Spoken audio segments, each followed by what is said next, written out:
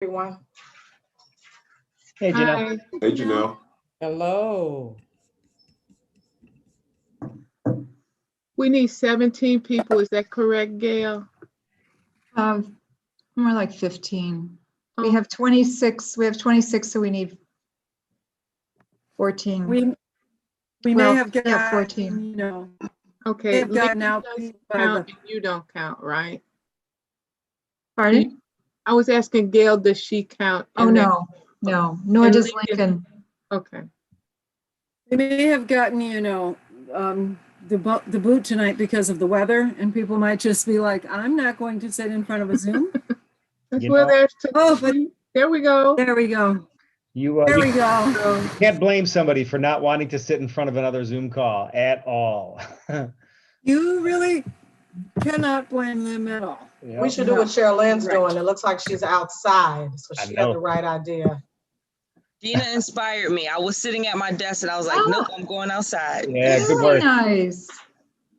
That's the thing. That's the way to do it, Sherilyn. If you can be outside, be outside. Yes. We actually do have a quorum now. Ah, excellent. Yes. we So do. I would like to call this Culture, Climate, and Behavior Committee meeting to order at 6:32 p.m. And Ms. Calmerton, can you call the roll? Yes. Dr. Ammons,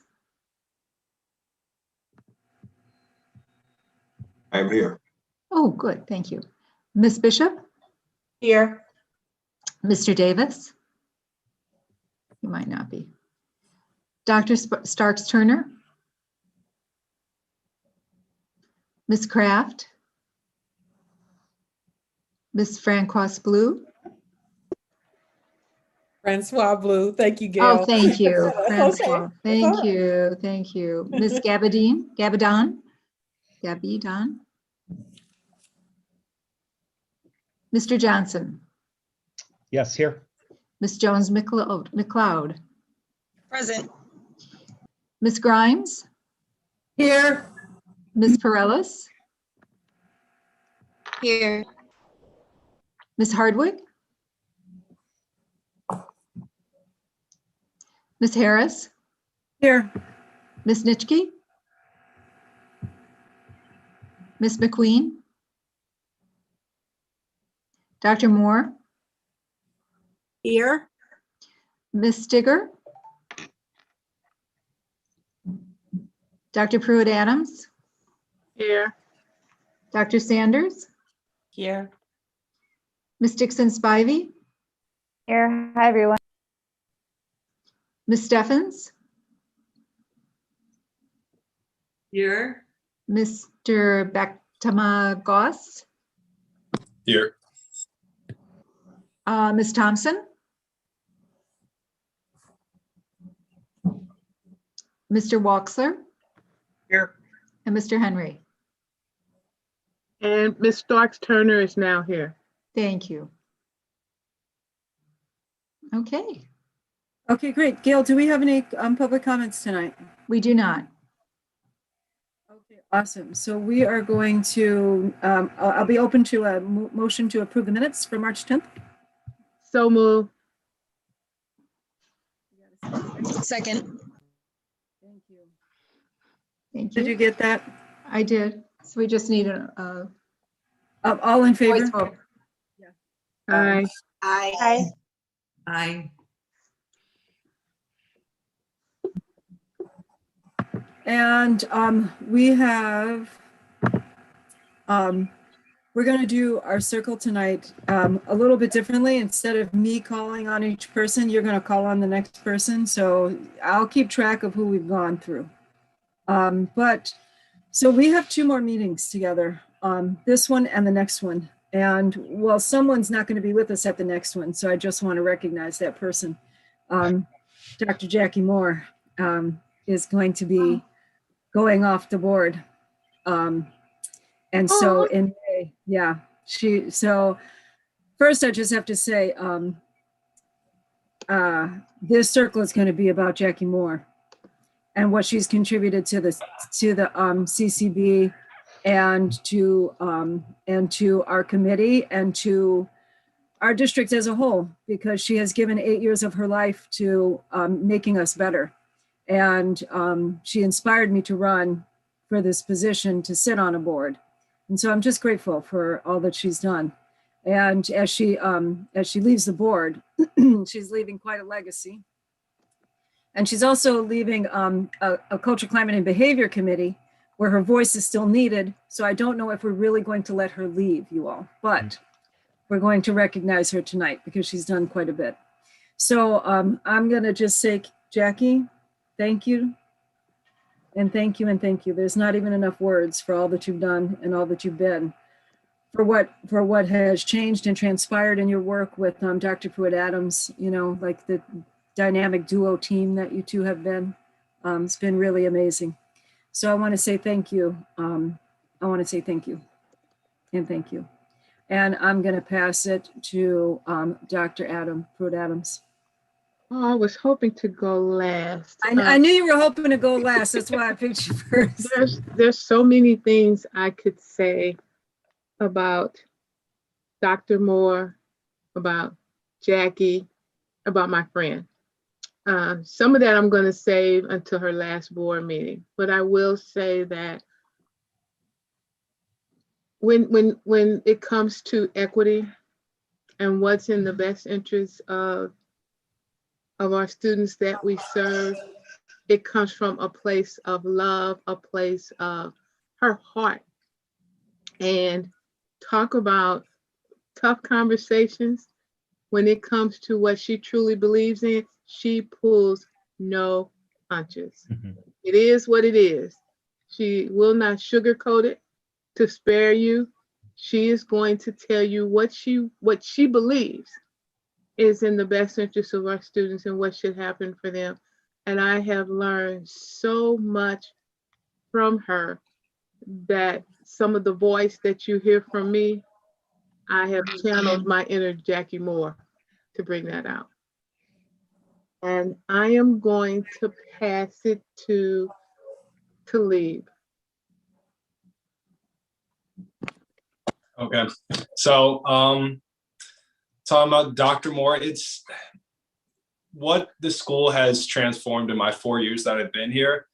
The people that have come in from our new hirings, just the different focuses and the different goals we've implemented as a school over the 4 years. And since really, I think the America to Me documentary, because I know you've done a ton of work even before that, but especially after, you can see how much the school has transformed. And that's due almost exclusively to you. Sitting as the board president, you oversaw every single move. You decided who went through, and you made some amazing staff decisions. And just day to day, I know that every kid was happy to see you if you were there, and just everyone felt your impacts. Everyone may have not been able to see you a lot of the time, but in classes, we feel you. When I go and look around and see other Black students in my classes, I know that you are a part of that. I know that you fought so that minorities and kids of color can grow up and achieve their dreams and believe they can be more than just one thing. And I read an article about you that you went and you were talking about your own children. You said that you really started this because you didn't believe that the school should tell them who they should be. You really fought for your students to be able to choose who they want to be. And I think you did that for every single student at OP. So I thank you for that. Awesome, Talib. Who are you going to pass to? I'll go ahead and go to Mr. Johnson. I had a feeling to leave. I got to tell you, I knew it was coming my way. So thank you. All right. So Dr. Moore, when I was first hired in this district, you were one of the first people that I met with who wasn't a day-to-day employee inside this building in this community. And from that conversation, you made it really clear who you were, what your story was, and what you valued and cared about in the school district. And since that point, your bravery, your persistence in pushing for what you believe is right for our students, and your incredible, consistent value to me as a thought partner throughout all of these incredibly weird 4 years that I've had. I mean, I could go especially that, and I want to thank you here in front of everybody for especially that second semester when I was here, where I needed to lean on you for a variety of things that were going on in the school that you know about. So Jackie, thank you. I'm gonna miss you on the board. There's no doubt about it. So thank you. Passing to you, Greg. Oh yes, everybody forgets to pass. All right, Okay, I'm gonna I pass can remind here. you. Yeah, thank you, thank you. Let's go to Karen Grimes. Karen. Oh my. So I'm sitting here thinking and remembering back, and Jackie, Dr. Moore, I remember first meeting you when you were first running for office at one of the campaign functions that you were in with a mutual friend of ours, and being totally blown away because I hadn't come knowing you at that meeting, and just being so impressed and looking forward to supporting you into what you would do for the district. I too, like everybody else, have been very impressed with the impact you have had on the school. One of the personal memories I remember of you was when I was presenting at an Apple meeting, and you and a few of the other representatives from the school were there. And we were talking about our own backgrounds and what we did to how our parents made us more independent and what we wanted to pass on to our children, which is when I heard more of your story, your personal story about how you grew up and your school experiences and how they influenced who you are today. And so I really vibrated with you at that meeting and remember that very fondly. So I am so sorry that you will not be in the capacity you're in now, but yes, CCB in the future for you, that would be a wonderful thing. I would like to see that myself. Thank you. Let me pass it to Dr. Ammons. Thank you, Karen. Dr. Moore, I will say, number one, thank you for all that you've done for this school community. My introduction to you came by way of America to Me, right?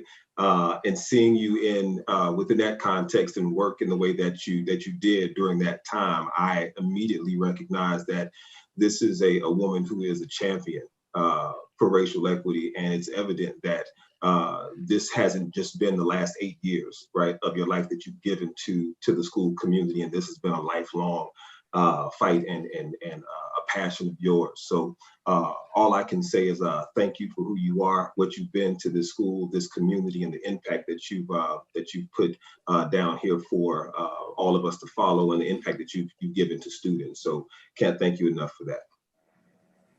And I will pass it over to Dr. Chandler. Okay, I'm going to start rambling if I don't keep this short. Another documentary, American Promise. There was a screening of it years ago in the little theater, and I think that's when I was introduced to you, Jackie, through Robert Simmons. And I'll just say this, leadership is so important. And it's the work that we're doing is hard work. It's challenging work, and having leadership, having your leadership has made all the difference. And we have more to do, and the work continues, but I am just honored and thankful to have had the opportunity to work with you over these years. I look forward to, you haven't gotten rid of me yet. I'm going to keep bugging you for guidance and counsel and all the things, but I am just so inspired by your leadership, Jackie, and just thank you. Thank you very much. I'll pass to Sarah. So Jackie, I am a crier, so I'm gonna try not to do that. That's sort of my thing, and I'm gonna do it, on your last night. So I figure maybe just once will be enough. But I want to thank you from a slightly different perspective, and that's you were board president for 3 years. You always say 2, but it was 3, and it's a Herculean effort to do that. I don't know how you did it for 3 years.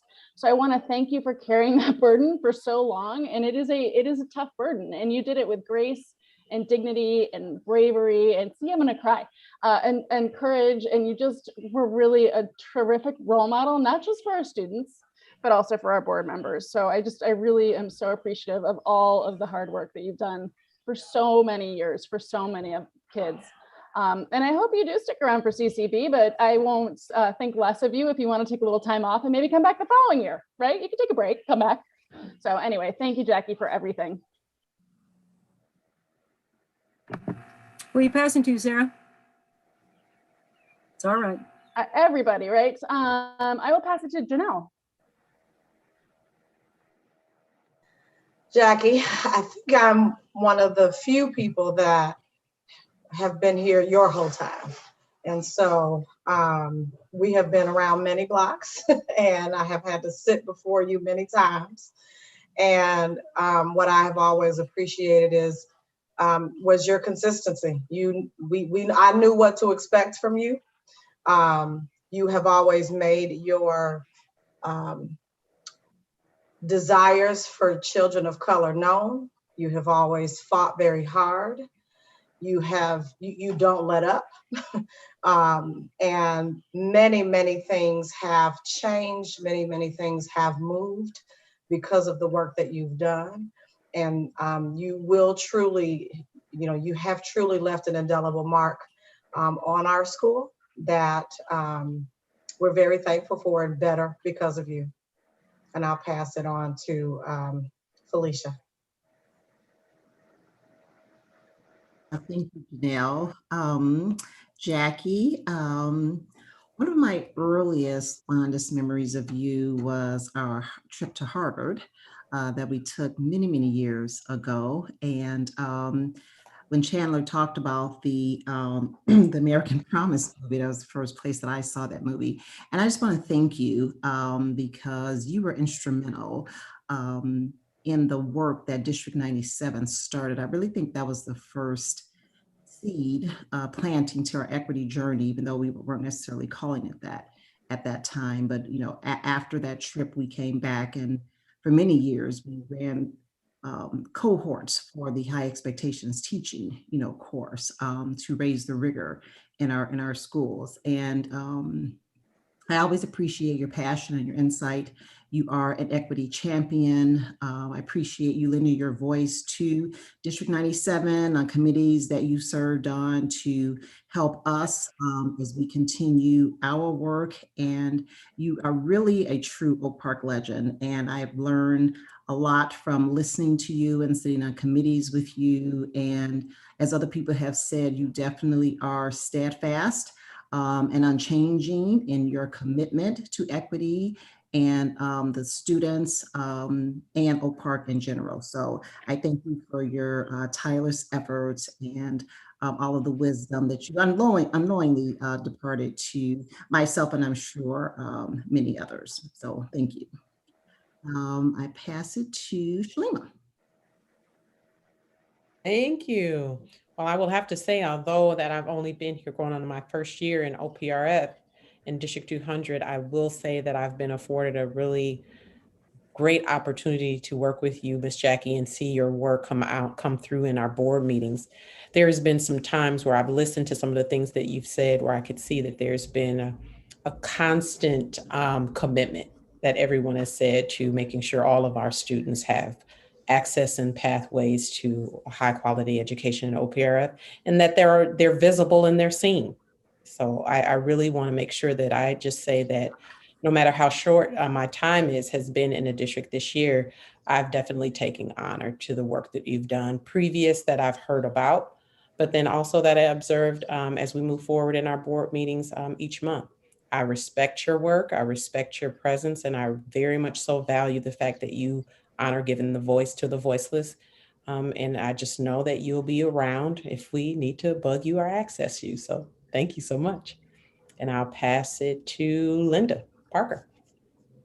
Thank you, Shalima. To echo what everyone has said, Dr. Moore, I'm going to use the words relentless advocate for those who are threatened to be left behind. And the impact that it made on me was to see a board member take such an interest in all of the students, and particularly those of color, and sticking to what we say our mission and vision is for the school and for the community. And I remember you being on stage with students in some of the assemblies we had, and actually wanting to hear their voice and listening to them and coming to meetings where their voice was important enough for you to take time out of your day. And they knew that as well. And I was like, wow, that is truly a person who believes in walking the talk. Yours is the eagle eye in this equity work. And what we know for sure in this work is that if we don't have an eagle eye, it tends to get talked about but not acted upon. And so I thank you for showing up and showing us about how important it is to stay acting members of the work so that we can be true to our words and walking that talk. So thank you so much. And I always, in a time where people can get rest, say, you have earned that rest, but as everyone else has said, you will be picked on to come and assist in ways. So we might as well just get that out as well. So thank you so much for your service to this community, to this school, and relentless, just relentless, and it's wonderful. And I'll pass it to Miss Kyla. I'm really excited to be the second student to talk about this, because I feel like I've gotten firsthand the benefit of your work. So I just want to talk about how you come into all of these meetings with compassion and patience. And it's wonderful because I think we talk about burnout a lot right now, and how you've been so incredibly dedicated to this work. And if you are feeling the burnout, we can't sense it. You just keep giving and you keep giving, and it's really amazing. And I'm grateful. Thank you. And I will pass it to Kabrib. Dr. Moore, can you hear me? Yeah? Okay, great. Again, my first introduction to you was America to Me, the documentary, and then the 10 weeks of discussing it, and I met you there as well as Gina. And the fact that I ran and won for the school board was really predicated on what you were doing and what you did, because you stood up for equity when it wasn't popular, when it wasn't a cool hashtag, when it wasn't what everyone was doing, and you were steadfast in it, and that's inspiring. So when I finally said yes to Gina asking, it was because I saw what you guys were doing, and how could I have a chance to use my voice to fight with you leaving and say, no, I'm good. So thank you, it's well deserved. And I will be occasionally asking you a question as I continue to fight, but I hope I can do you proud when I start. Has everybody talked? Because I came late. Who am I? No, you, David, Waxler, Steven, Susan. I'll give it to Susan. Carolyn, Roxana. Susan, she waved. So. Thank you, Kareem. Dr. Moore, my relationship with you has been distant as a public, just seeing you in public at these meetings at CCB and the smattering of board meetings that I attended. And what I am so touched by is your presence. And also hearing tonight about people who have worked so closely with you and the impact that you've had on them. As Sarah says that she's a crier, I get choked up too. And I really feel the emotion of this moment, the inspiration and impact you've had on people. And leadership is the word. And there is so much strength that you conveyed to me in just my distant connection with you, and clarity is very powerful. So thank you, and thank you for your service to our community. And I do hope you stay connected formally to this project. It's more than a project, because I know it's a life's work, but we need you in this community. Thank you. We're going to pass to Susan. We got Sherilyn, Dr. Roxana. Sherilyn, fine. Dave Waxler. And David, yeah. Good evening, everyone. Dr. Moore, the one word that I was happy that I didn't go first. I was trying to think of the word. And I think the word that comes to mind is inspiring, because you've inspired people that you don't know that you've inspired. I am, as many know, new to Illinois, new to Oak Park, new to OPRF. And before I had any children in OPRF, I met a community member and they invited me to an Apple meeting because our son was attending another high school and he wanted to transfer back to OPRF and I wasn't sure. And I came to the Apple meeting and that evening you presented there, or you were there speaking, and it was inspiring. And I felt like I could trust that there were people here that I can entrust my children to, and also my own life's work in youth advocacy. And so I thank you for your advocacy for youth and your diligence and inspiration in this community. You will be truly missed, but I'm sure that we will harass you enough that we won't miss you much. We'll go to David and then Roxana. Well, I'm so sorry that you're leaving. I've known your daughters for many, many years, and they were always been a bright spot in my life. When I first started there, they're just two of the kindest individuals. I've been in CCB since 2017, and to say that you've been the voice of the voiceless is an understatement. You have consistently taken on the challenges and corrected the things that needed to be corrected. And one of the things I've always enjoyed about CCB and your oversight is that when we take on these things that need to be changed, when we create an agenda, we know that that agenda was going to get done because you were that point person. You saw things the way that needed to be seen, they needed to be changed, and I thank you. I put 3 of my children through that school, but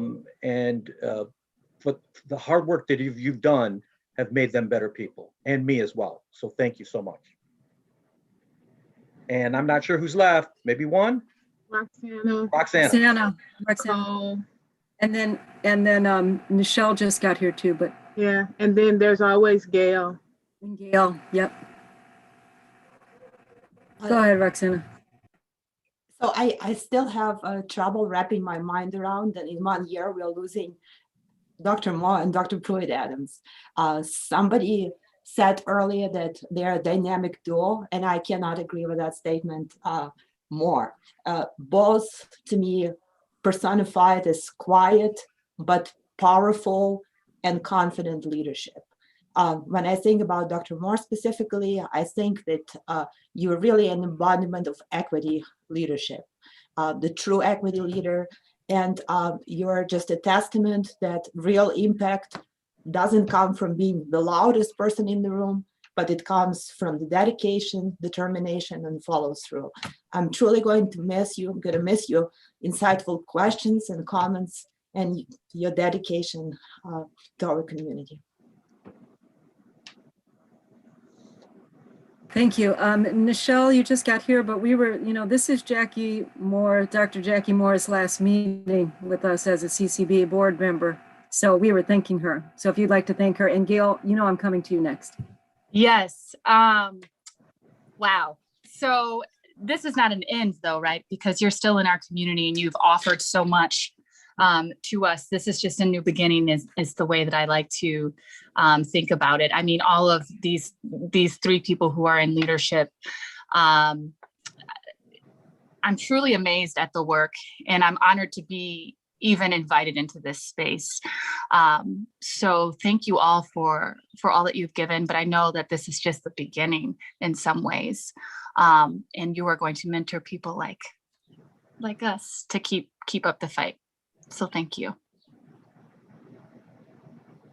Thank you, Michelle. Gail? You're muted, Gail. You're muted, Gail. And we really want to hear you.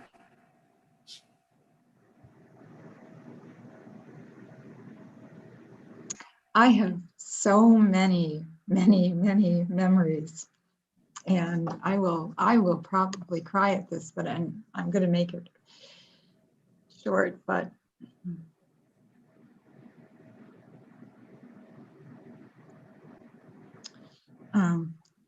I don't know that I've met such a wonderfully measured person that you can just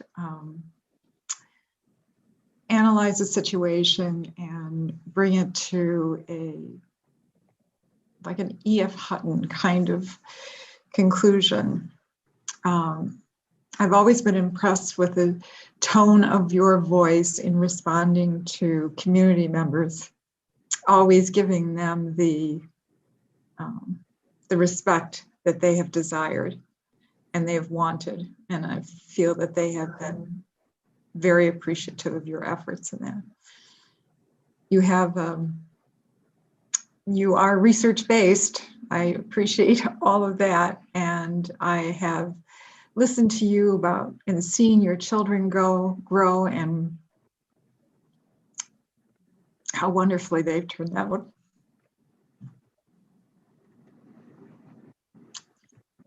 I'm just honored to have worked with you. That's it. Thank you, Gail. Please, Dr. Pruitt-Adams. I just wanted to say two things that I don't know if people know yet. One is about Dr. Ammons.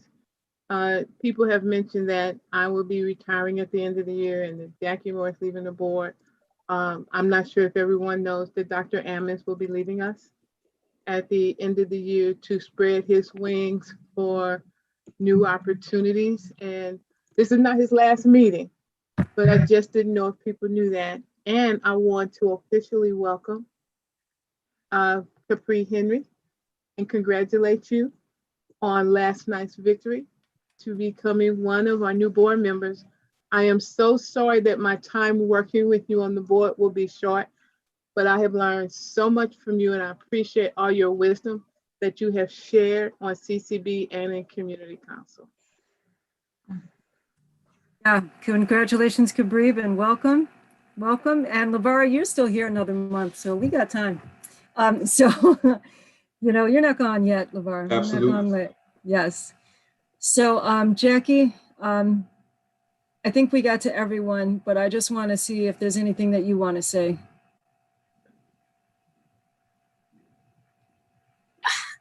Thank you all. If ever there was a day that I needed to hear everything that was said, it is today. And I appreciate hearing about impact in ways that I can't necessarily say I was aware. So thank you. And I have to, our students, earlier today, I texted Gina in a panic saying, you know, is this our seniors' last meeting? We have to recognize them. And she said, no, that's in May. So I was not expecting this at all. And I will get you back, Gina. But thank you all. There's so much work to do, and I am grateful to be a part of it. I'm grateful that there's recognition that our students' voices matter and their leadership is powerful, and I will always work for that. So, and I'm in Oak Park, so I'll take a little break, but I'm here, and we keep going. We just keep going. Thank you. Thank you, Jackie. Yes, we know you're still in Oak Park. We will give you a little break. So yeah, thank you all. So that's our circle for tonight was really, you know, just got to recognize, you have to recognize what Dr. Moore has done and where we are. And like she just said, we still have a ways to go. So there's information that we need to go through tonight that we're going to need your feedback on. And so I'm going to turn it over to Greg Johnson and Dr. Pruitt-Adams, and you all can take it away so we can get the information and begin to have a discussion about two very important areas. Thank you both, and thank you, everyone. Yeah, great. Thanks. The only thing I need to say is, have at it, Greg. What's that? I said the only thing I need to say is, have at it, Greg. Oh. All right. All right. I'm going in. Here we go. And actually, I'm about to say the exact same thing to Linda Parker. So we're just going to keep passing the hot potato. This is actually as far as presentations goes, this is probably the shortest one that we've had at CCB this year. Because one of the jobs of CCB each year is to review the Student Code of Conduct, which a year ago we kind of rebranded as a behavior education plan and rolled out here. And the pandemic meant that as far as really living that in our school with kids on a daily basis, it hasn't happened. So as you recall, last week, we presented the support system for social, emotional, and behavior for our kiddos. And we've also presented that at the board the following regular meeting. It was last Thursday we did that. And so what we want to bring here today is the actual behavior education plan, which is edited slightly based off of updating some things for this coming school year, but in practical form is essentially the same plan that we had a year ago. And so Linda's going to kind of just briefly kind of reacquaint us with that document. You've all kind of had it, and so you've had a chance to take a look at it if you wanted. And once we go through that, we'll open it up to any questions that you may have. So Linda, I've set you up for a 5-minute presentation. So have at it, okay? Thank you, Greg, and good evening again, everyone. I know you're like, she's back again. Yes, and thank you so much. I'm actually going to share my screen only so that I can walk you through the different sections of it. I want to leave and be intentional about leaving enough time for there to be questions, because I'm hoping you had an opportunity to peruse the document. Last year, when you received this, I don't know that we ever received it as one full completed document. So what was sent to you prior to the meeting is what the document looks like and what gets published in our student handbook. So I'll just point out specific sections and then I'll open up for questions so that we can move from there. If we start from the very beginning, you have our overview that starts on page 2, which is really to talk about why we went to a behavior education plan instead of a code of conduct, to be more in line with what our school strategic plan is. And it's supported by our beliefs and expectations, which you can find on page 2 as well. And it leads us to the page 3. And I'm sorry, I see this is big on my screen, so it must be on yours as well. Okay. The guiding principles. And what I wanted to point out on page 3 in specific is what we speak about in that yellow box, which is at our core, in terms of our belief that a student's race should not be a predictor of their involvement in the discipline system. We are trying to be very intentional about our practices with our students and turning away from a punitive consequence system and being a lot more restorative in all of our practices around the building. And this document helps to support that. And you can read that there.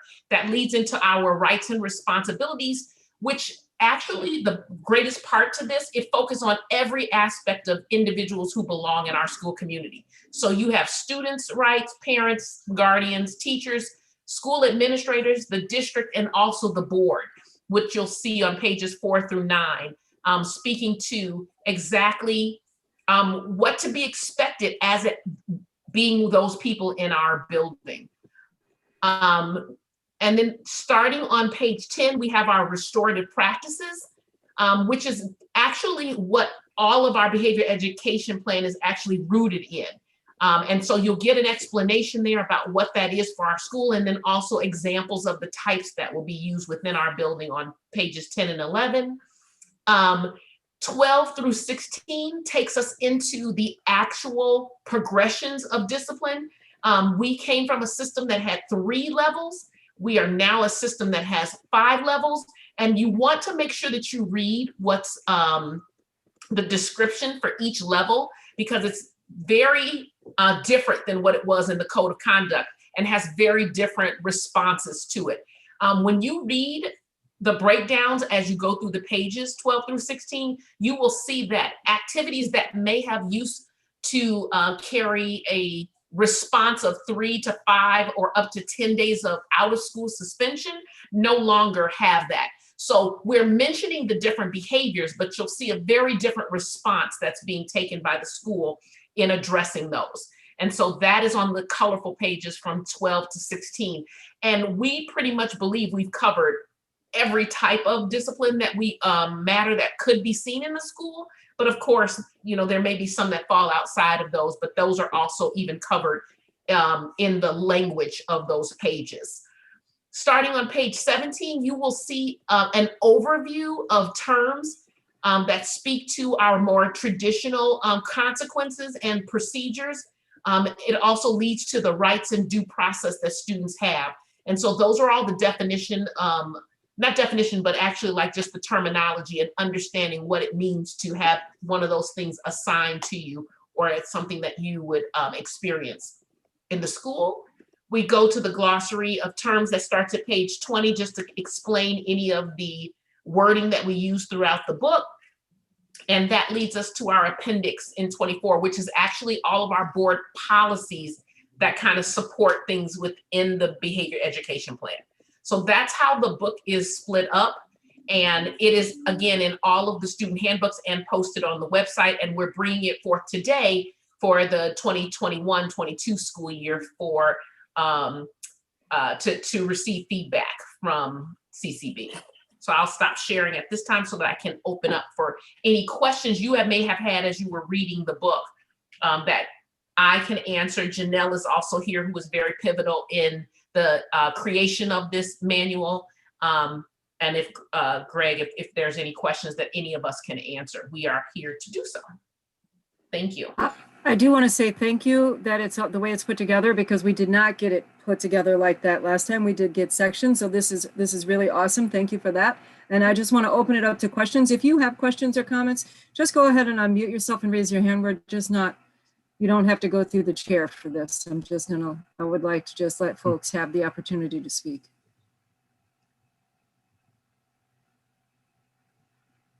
While you're thinking of questions, if I could just add something to what Linda has already shared. And I think I've mentioned this in a previous conversation that we've had, but while we did not truly get to operate in what we consider to be the traditional setting and really be in this behavior expectation plan, we have had discipline issues, some, not many, but we have had some discipline issues this school year.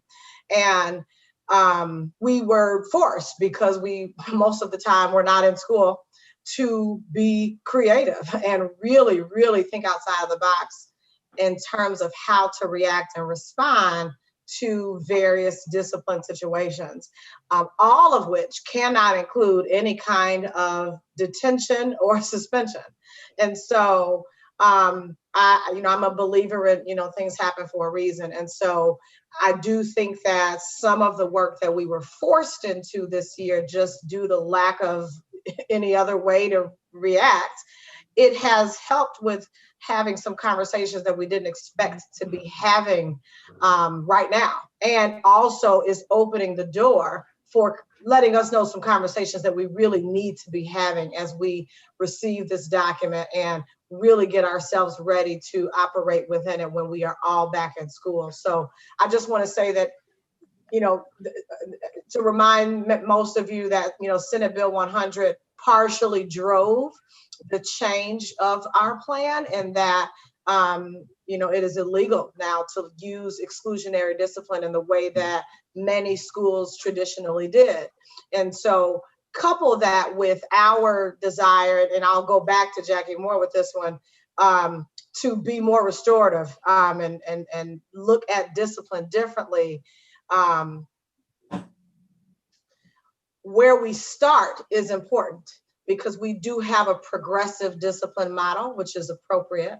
But if we, in the beginning of the first infraction or a minor infraction, were immediately, say, removing a student from the classroom, which is a form of exclusionary discipline. Senate Bill 100 speaks specifically to out of school suspensions, but we got to get from in to out.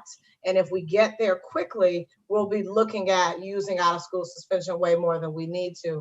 And so this plan really focused on changing hoping and working and praying on changing mindsets about how we view student behavior and how we receive it, so that even in the beginning, in those early situations that happen, what maybe used to be a kid being sent out of the teacher's classroom to go sit in the dean's office, the child's going to remain in the classroom, and the hope that will be that the situation will be worked through without any loss of instruction. So I just wanted to add that piece just as a reminder about how we got here, and to just give you a little bit about what we've had to do this year, given the fact that we have not had any other options but to think outside of the box and really educate kids on the impact of their choices. And so it's been good for us to have to experience it in this way.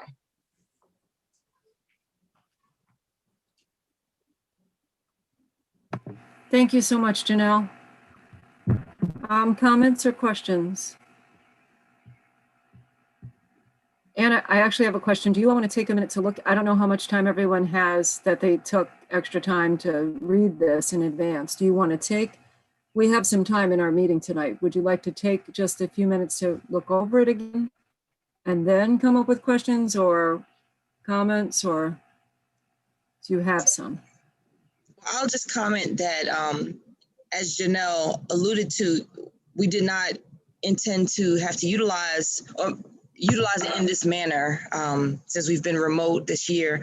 However, it has given us a great opportunity to not only work with students, but work with teachers and see some of the deficits or areas of training needed for some of our teachers and staff to help them become more restorative, and to see infractions. You know, some of us who are in the work constantly, we see things from a certain lens, and teachers who don't work in trauma-informed and restorative on a daily basis, this is a new practice for them. And so getting them to understand and feel comfortable with restoring issues that would normally be sending a student out of a classroom, where they feel confident and comfortable in their own skills and their own training to be able to resolve those inside of their classrooms and create communities inside of their classrooms. So this BEP has been instrumental in helping push forward that work, and also helping us to see where the holes are in our school community and where we need to provide more training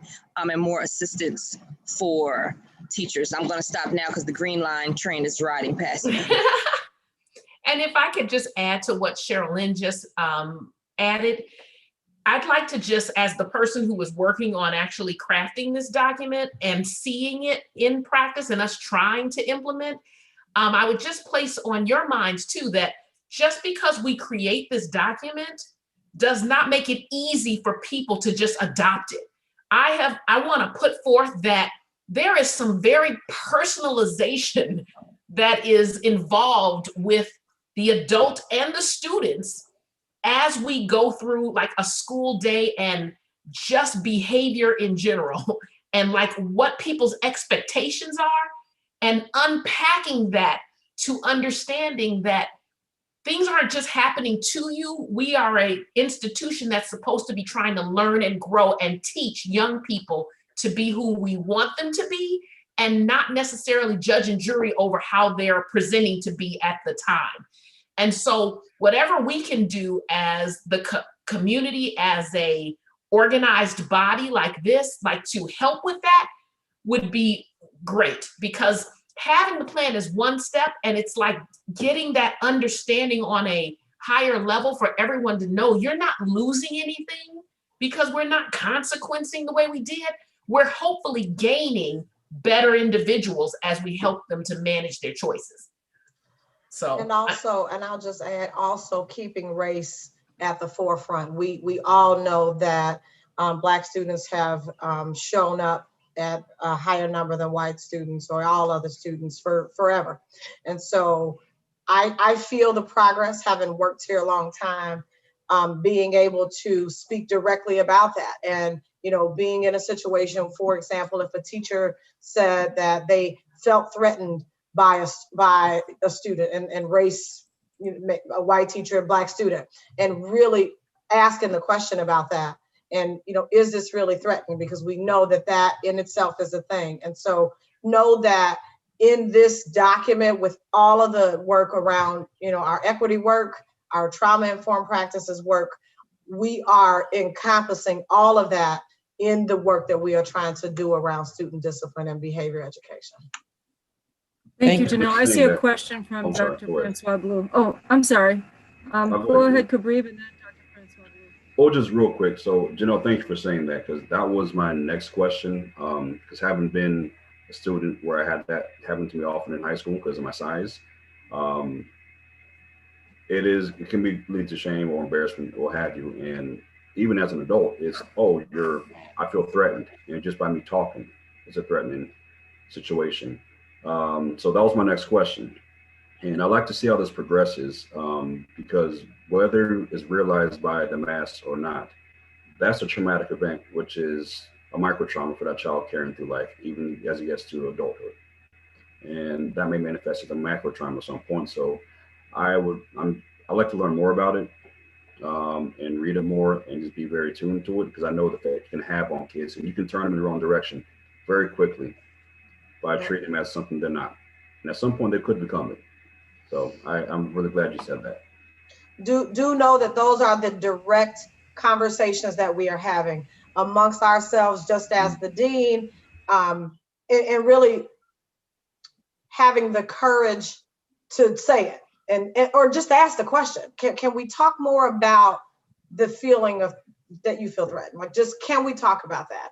And I can't say that some years back we would have felt empowered to do that. And so when I think about how far we have come in terms of race and equity in my 21 years here, I feel good that people feel comfortable and safe in talking about it and putting it on the table, even though,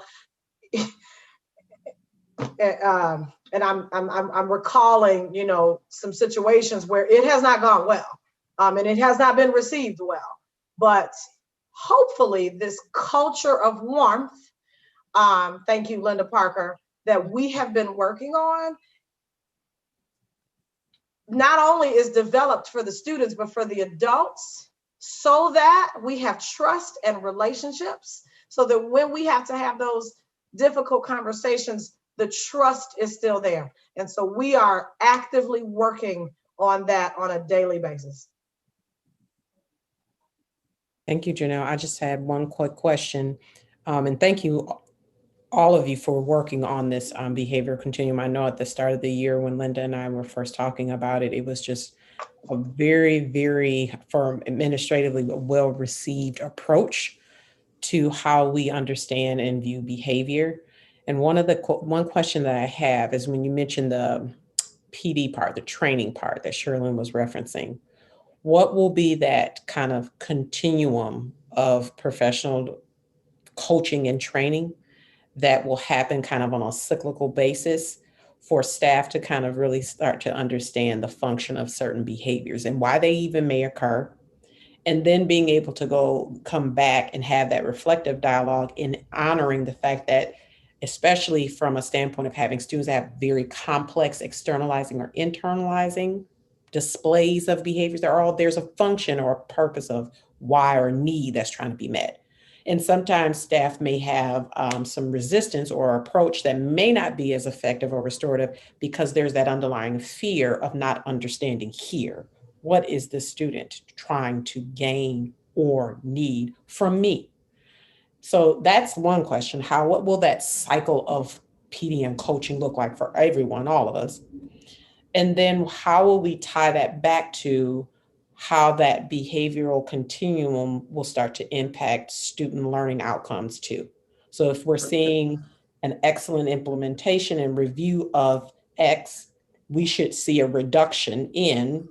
So I'm just kind of wondering how that process will occur and what you're all thinking is around that. We are currently, very good question, Shalima, working within our leadership team, headed with Lori Fiorenza, working on a PD plan that's going to kind of make sure that we are touching on 3 primary areas that we believe everyone in the building needs to have PD around, and making sure that it's focused on exactly what the individuals in that certified area need. And restorative practices is one of those areas. So within that, and this is going to be something that the Student Services Division will be talking about next as we brainstorm what type of PD is going to be necessary within the restorative practices area to actually build out understanding for the adults in how to handle these situations. And we are also talking about the measured outcomes that are going to come from that work. So not just picking things that we think sound good and would be nice to see or hear, but how will we measure the work that is done as a result of those PDs. So that is actually coming, and it's going to be worked on starting in April all the way throughout the summer, with the hope that in the fall, we have a pretty solid plan to begin that level of work. So we want to get away from like that one and done type PD. And then knowing that, thank you for that, Linda. Then knowing that, would you find it to be helpful to kind of take that information and see how you may look to creating some form of behavioral continuum ambassadors, what have you, just an example, so that people won't feel like we always have to defer to or go to or rely on only these core group of people and inundate, Janelle and other people, so that they can see I have somebody that is a colleague in partnership on this work. Does that make sense? This is something that is a very important component to even policy in school districts. And you can easily get overwhelmed with the fact that, it's materializing or it's not being adhered to or what have you. So how do we help support you all with ensuring we can create kind of some ambassadorship around this implementation? Does that make sense? Yes, because the one thing I'm always consistently asking is, how do we get buy-in around the building to make these things happen? Because first and foremost, in terms of what we were even talking about, in terms of the trauma that Kabri mentioned, that Janelle said about, we have to be honest that it's happening.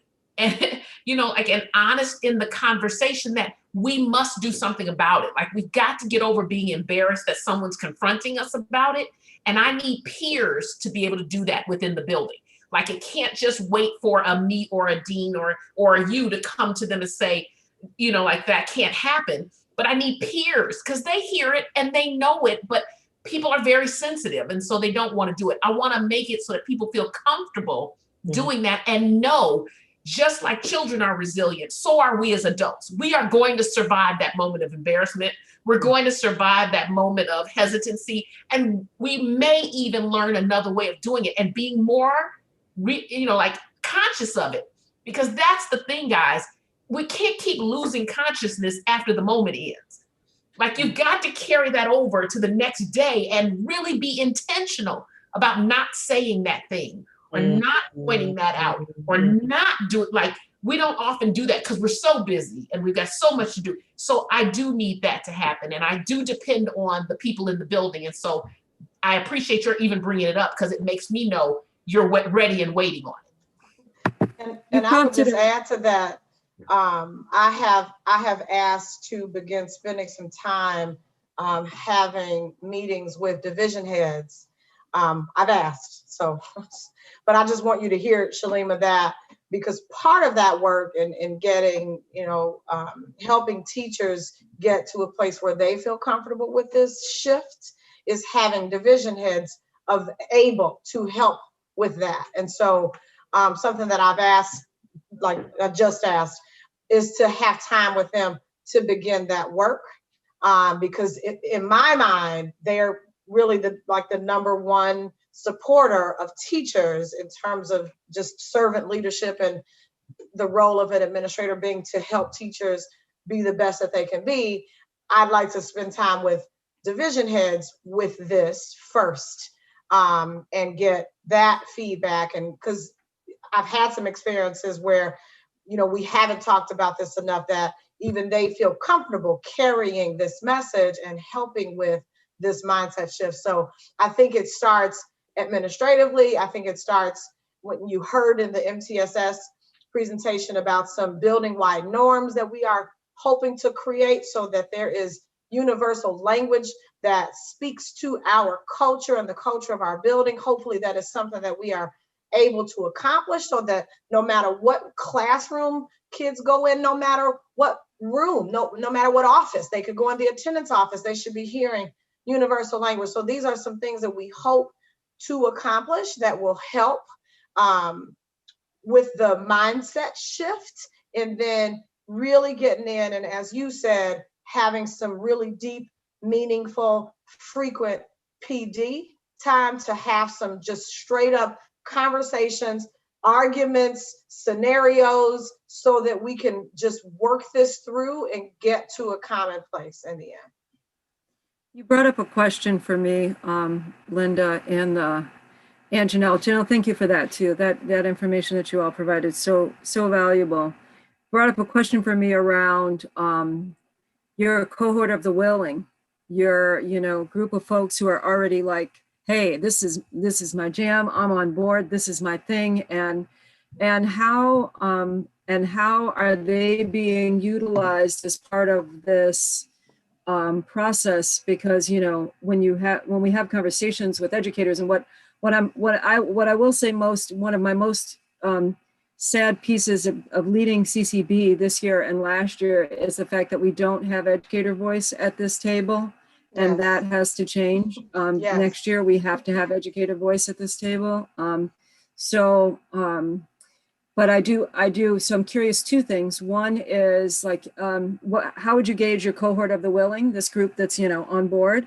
And also in developing this professional development, how involved will the teachers be and the education support professionals? Because I want, because what I experience as an educator is that if PD is totally different if I'm part of the creation of it.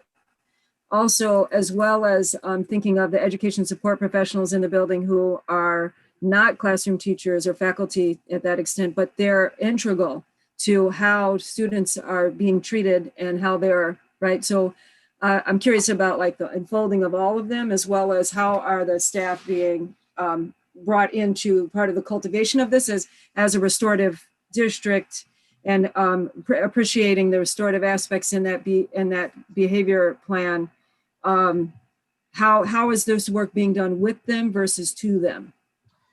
Gina, I'll just answer part of that, and do know that teachers were part of our committee when we were working on the creation of the behavior expectation plan.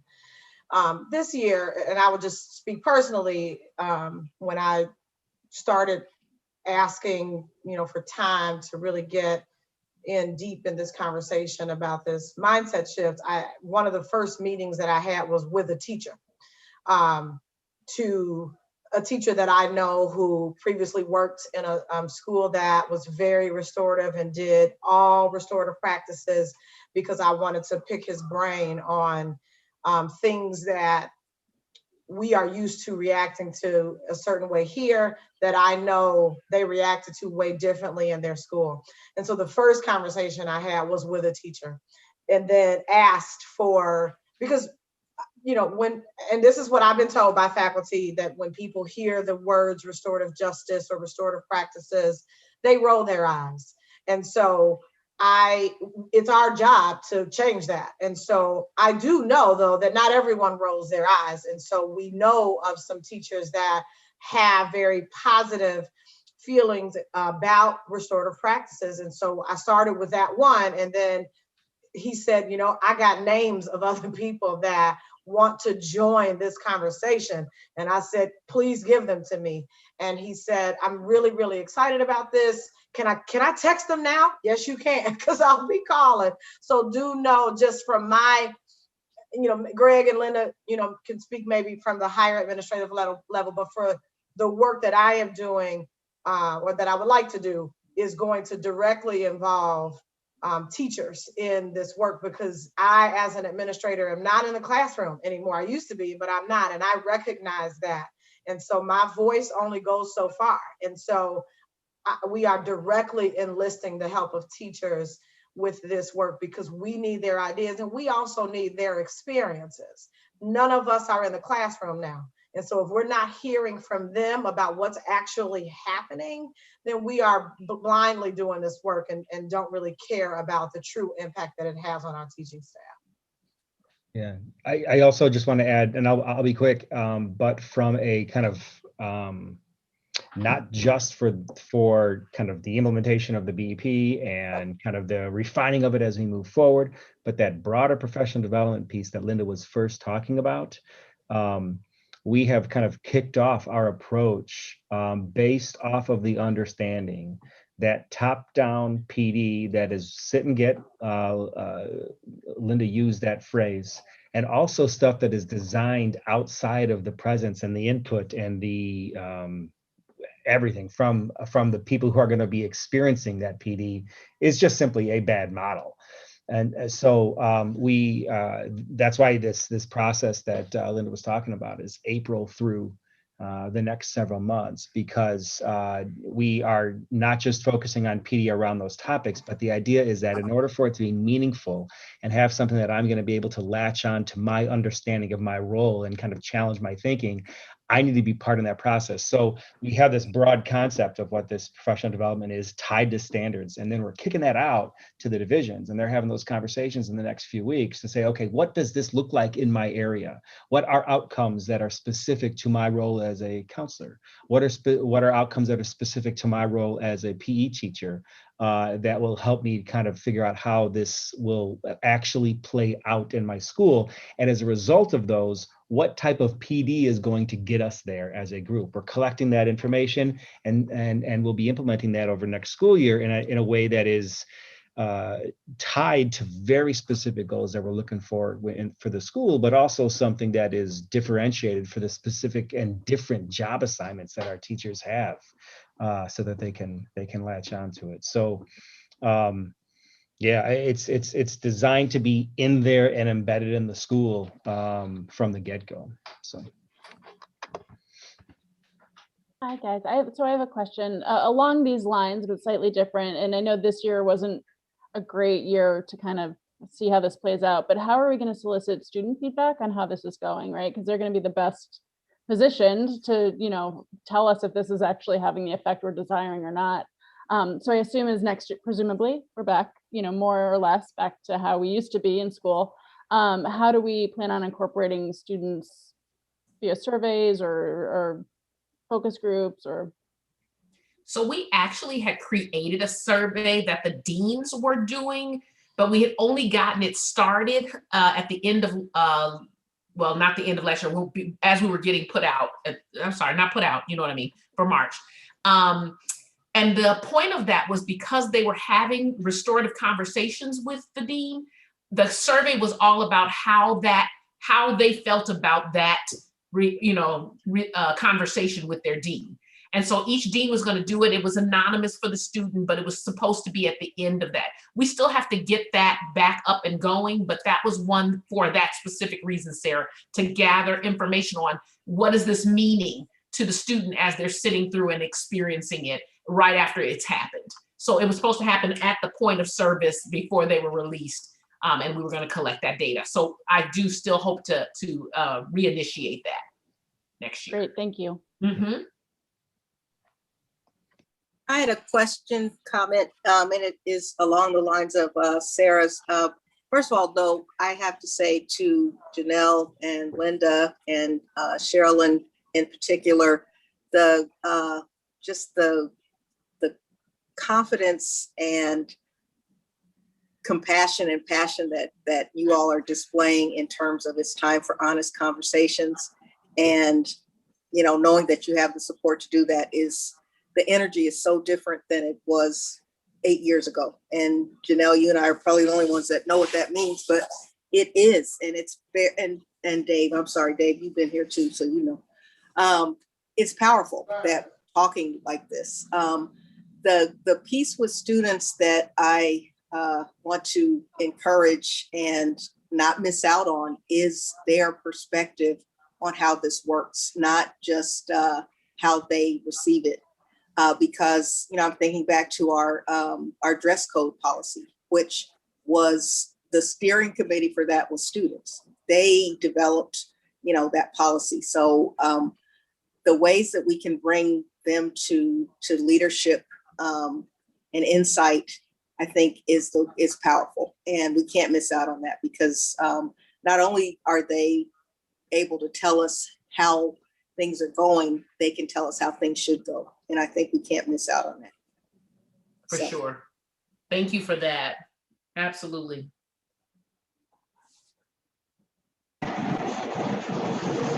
Lincoln, you had your hand up for a while. I'll let you go first while the green light. Oh, okay, thanks. This is maybe more of a comment. Echoing what everyone has said, I really appreciate the growth and the direction that the BEP is going in.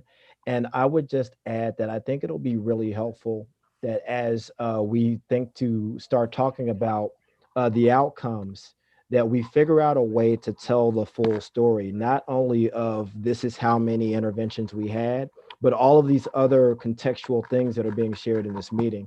When I first started working with the discipline reporting, the challenge was that it was strictly a discipline report. This is how many people got in trouble, and this is how many people get, we didn't even really have a sense of what was done or how many students were involved. It was literally a very after the fact, this is what happened. But what's happening in this conversation and in last month's meeting is a very rich context. And I think it's going to be important moving forward, not just to kind of tell the story of how things are going, but of all these things that are happening in terms of PD. So just as this evolves, it'd be great to be able to get some of that communicated into the general public as well. Thank you. That's great to know too.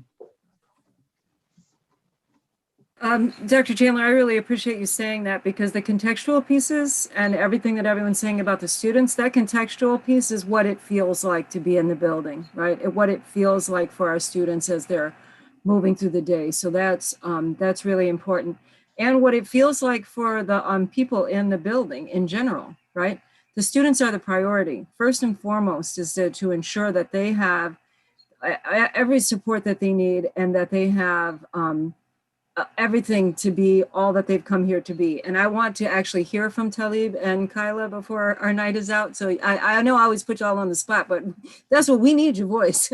But also that our district 200, that the high school becomes a place where everyone that's in that space feels like they're thriving, right? I don't know if you all saw, I posted this on social media the other day, and I just have to say it again, that we will not be successful until the people are thriving.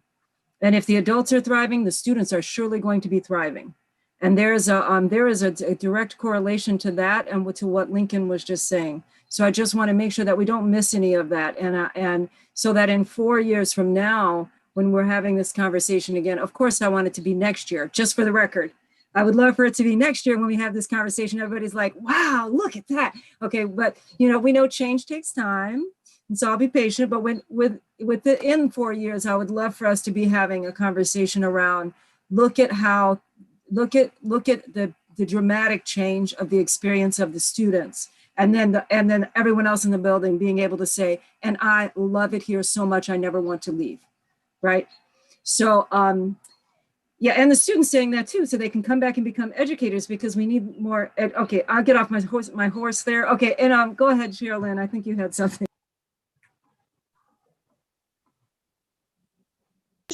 Am I frozen? I think I'm frozen. Can you all hear me? Now we can. We can hear you now, yeah.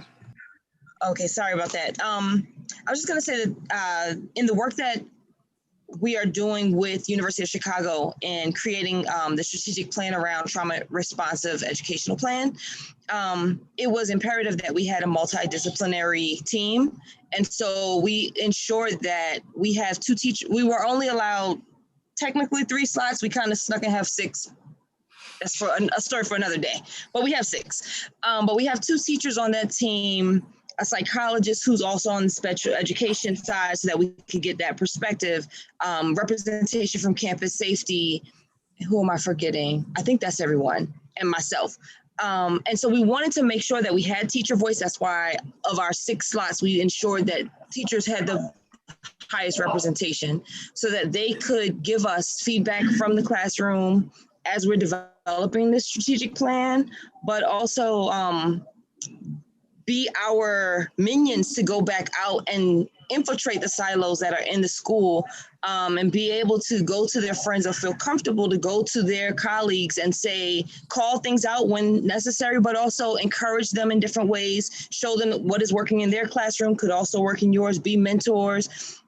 And then my last point, so that the students have time, is just today, we had a presentation, myself and Kristen McGee had a presentation from the Trauma Stress Institute regarding the Arctic scale assessment. And it is Arctic is like attitudes related to trauma-informed care.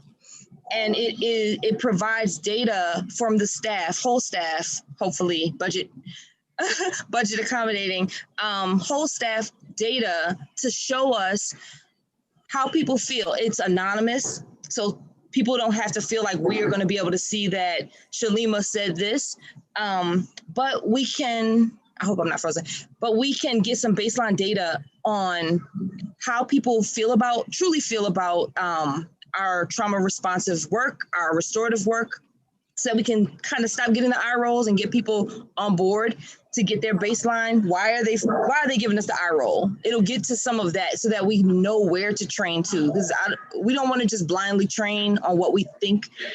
You know, it can be broken up by department and, you know, all types of ways. So it was a very exciting presentation.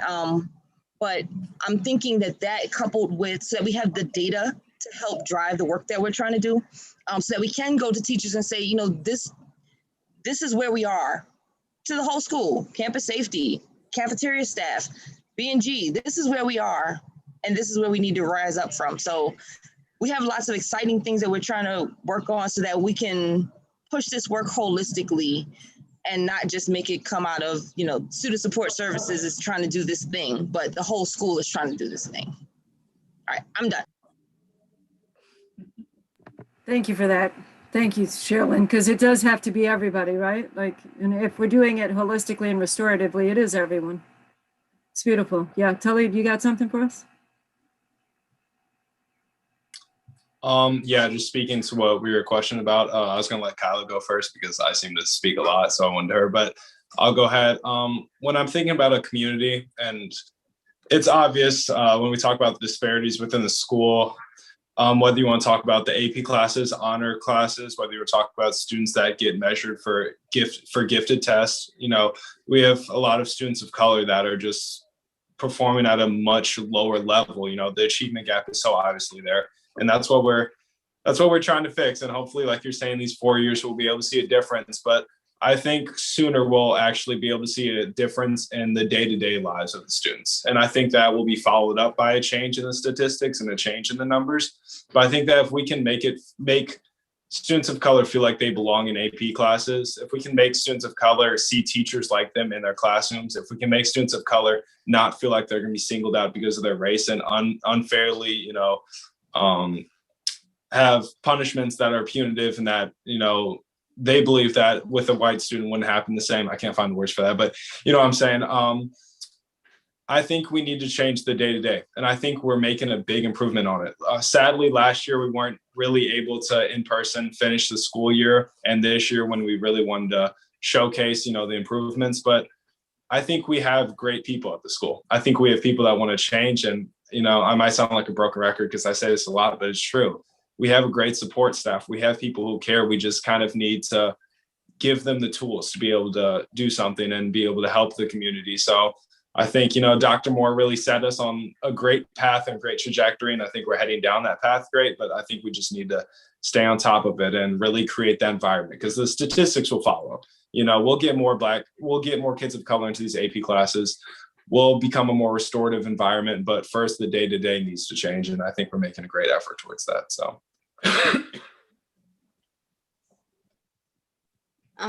I'll just speak briefly, so I'm not just adding on to what has already been said, but I would like to reaffirm what you were saying, Gina, about you hope that, you know, we come back, and I believe in OPRF.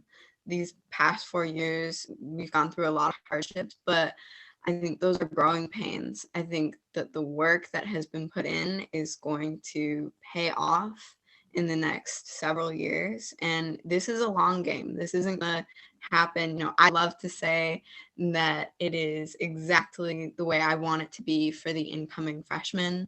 But that we know that there's going to be tweaks that need to happen. And I trust that, you know, when I leave, this committee is going to keep doing that work. So when I come back and I see how much OPRF's grown, I can be really proud.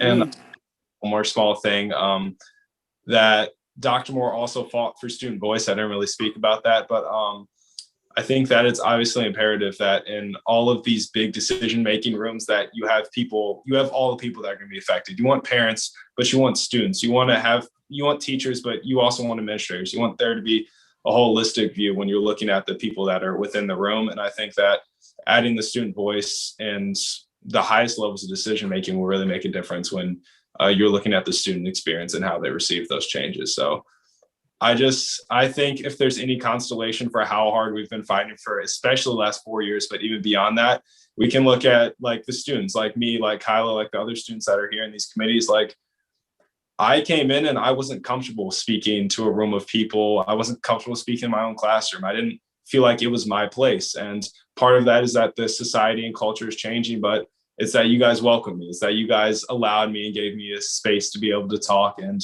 ramble on. But if there's any consolation, and they're like, you guys built this. You guys built Talib. You built this student who's able to go out and speak to a large crowd and be able to speak what he believes. And I've learned that from you guys. So I really appreciate that.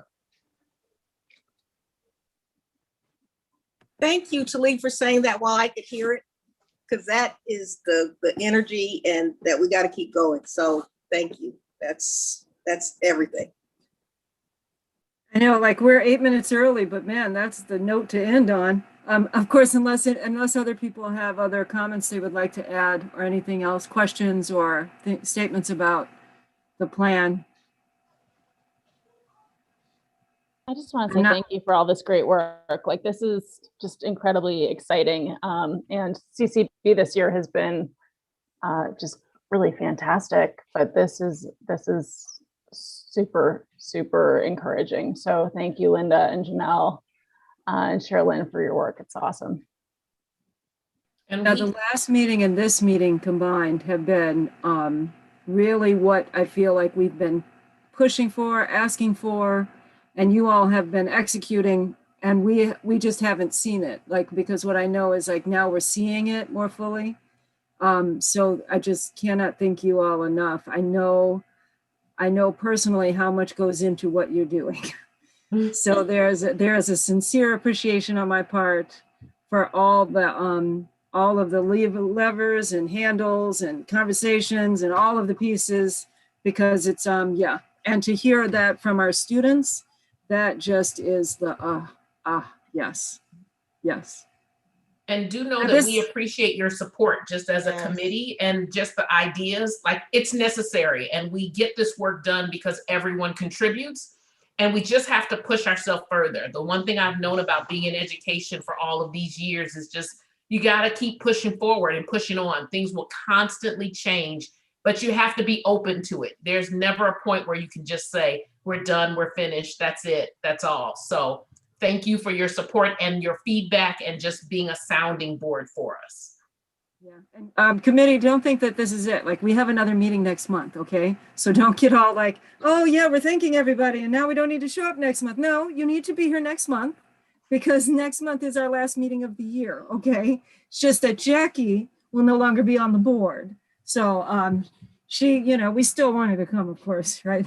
But yeah, seriously, we still have a lot of work ahead. We have a long road ahead of us, and the input from this group has clearly driven the work. So every one of you who shows up every month when we meet and being willing to be in circle, like when I became the chair, I was like, well, we're going to have to do circle. I don't know how we're doing that Open Meetings Act business with the circle, but we're doing it. And you all have shown up and said yes to that. And I think that that has deepened what our relationships are inside the school, outside the school, and what we're able, the conversations we're able to have and what we're able to move forward. And so I am very honored to get to be the chair of this. I feel like I just get to be one amongst the many of this very cool group who brings the collective wisdom that we are moving forward. And so I just have so much gratitude. So we're not done. So remember, we're meeting next month. Gail, what date are we meeting on? Like, we're meeting next month, everyone. It'll be our last meeting of the year. That will be the actual last meeting of the year. So if there's nothing else, I would entertain a motion to adjourn. So Gina, before that, I just want to make sure, is there a meeting next month? Thank you, Shalima. Thank you.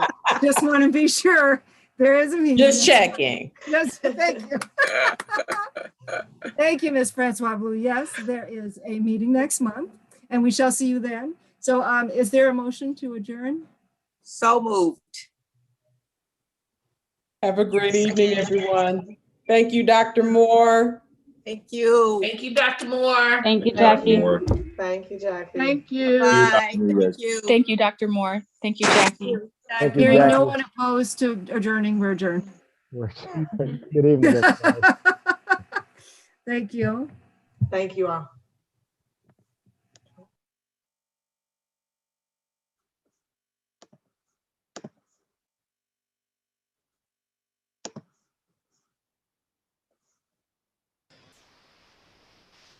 All right.